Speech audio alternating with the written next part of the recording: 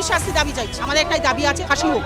কারণ এই ফাঁসিটা না হলে আমাদের মধ্যে আমাদের যে মা বা বোনেরা সবাই রয়েছে তাদের কাছে একটা বার্তা যাবে, আমরা কিছুটা নিশ্চিন্ত হতে পারবো যে এরকম যদি ধর্ষণ খুন করা হয়, খুন না হলে যদি ধর্ষণও করা হয় তাহলে হচ্ছে তাদের ফাঁসির যাতে হয়, তাদের সেই ভয়টা অন্তত কাজ করবে। তার জন্য আমরা এই ফাঁসি চাইছি।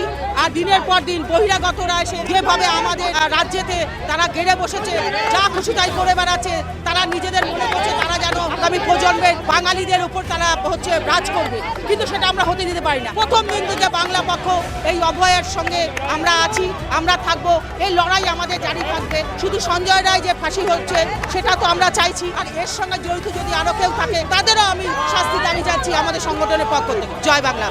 বাংলা হান্টের আরো খবর দেখতে নজর রাখুন। বাংলা খবর মানেই বাংলা হান্ট।